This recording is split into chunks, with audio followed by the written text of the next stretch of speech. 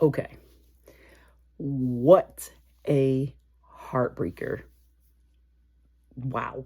Um, so recapping, this is May 20th, the of second game of the season between the Connecticut Sun and the Indiana Fever, this time in Indiana. So Indiana nearly pulled this off, and we're talking about against one of the top 3 or 4 teams in the WNBA, and this is only their fourth game. This is the difference. They got blown out by Connecticut in the first game of the season. Then they got beaten pretty bad by New York 2 games in a row, and then they have started to figure it out in this fourth game. And I will admit, I was rooting for them. I mean, neither of them are my team, but I was rooting for them because, first of all, I'm a big Aaliyah Boston fan. But more than that, it is really cool as a basketball fan. If you are a fan of the women's game, it is really incredible to watch this team grow in 4 games. That's such a short period of time. I was listening to the commentary tonight, and Rebecca Lobo said that Christy Stides reminded the team that they have literally only been together for 22 days. This is why all of the criticism about Caitlin Clark, anything directed at her, the criticism directed at the coach, the criticism directed at her teammates, it's absurd. These players have not played together. But tonight it was fantastic to watch them really start to figure it out. But the ending was it was tough.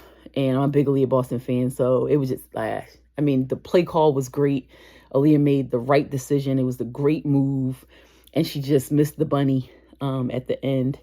And if you have followed Aaliyah Boston and you saw the camera on her, you know that she was literally almost in tears because that's just how she is. She takes everything to heart. She's super sensitive, and those tears are going to fall when things don't go her way. And I think she should just keep being herself. Like, that shows that she cares and she's passionate.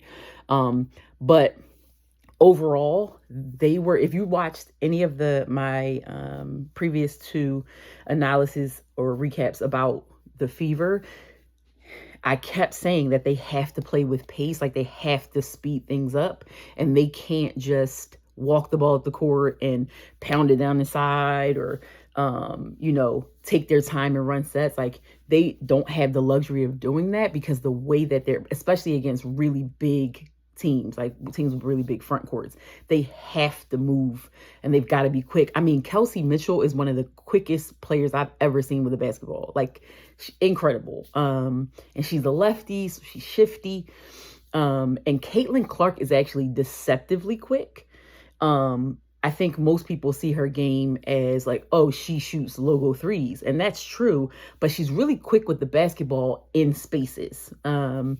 She's not a lightning bolt, but she makes real quick decisions, and she can, hit you with a hesitation and get to the rim. So they have to move quickly. All the throwing the ball into Aaliyah Boston and trying to get her to bang against Alyssa Thomas and Brianna, like that's not going to work. First of all, those women are just too big, but also because Aaliyah is the only player they have that bangs like that. So she's by herself. So it just didn't work.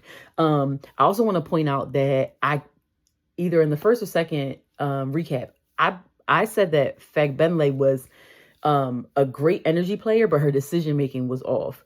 Boy, did she turn that around.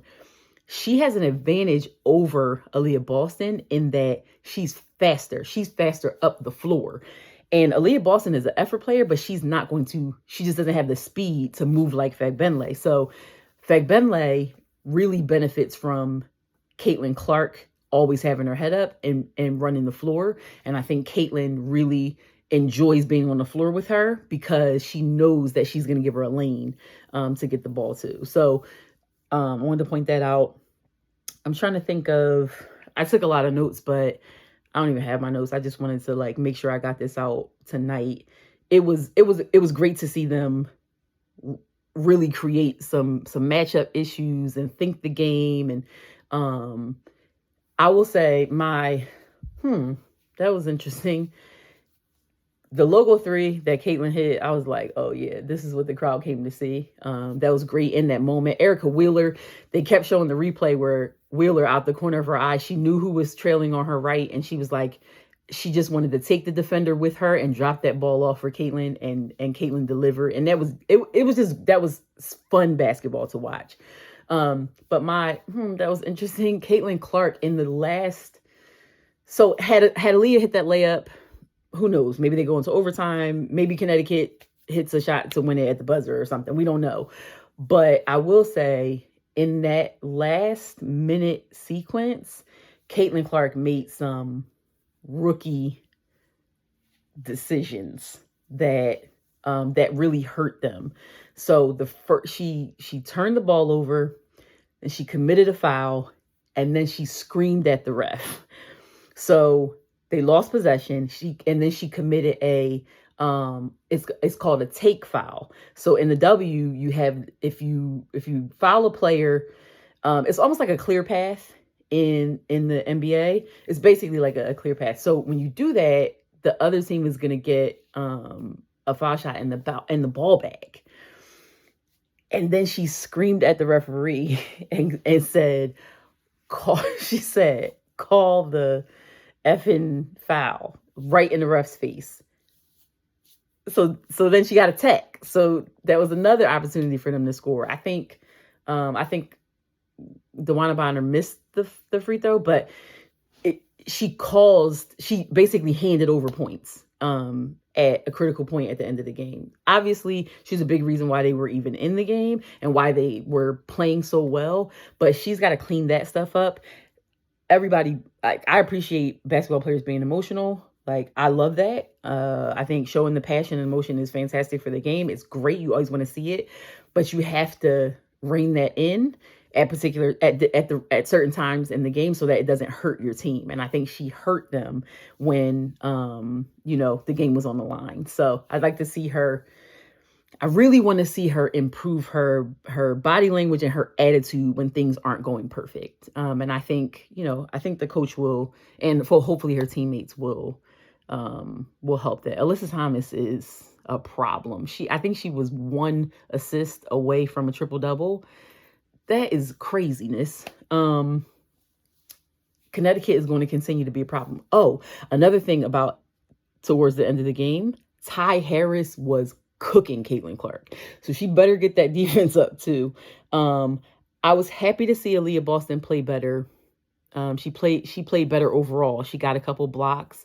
She had some crucial rebounds, and then her and Caitlin had some connection in the game. But Aaliyah is not the Aaliyah that we saw last year, and I would like to see her adjust to the new sort of structure of the team so that she can bring all of her really great qualities as a player, bring that to the game. So they are figuring it out, and that is fantastic to see.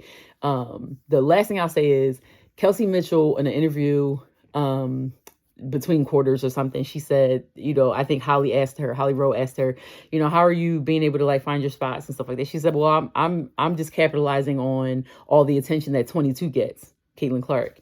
And I think it's great that the team is like, that's going to benefit us, whether she's going to score or cause the defense to collapse to her and leave the rest of us open. That's great basketball. So it was an exciting game to watch.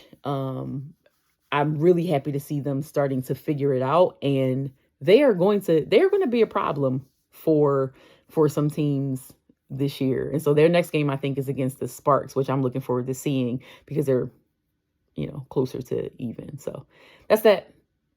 This recap was too long, but I'll do better next time. Bye.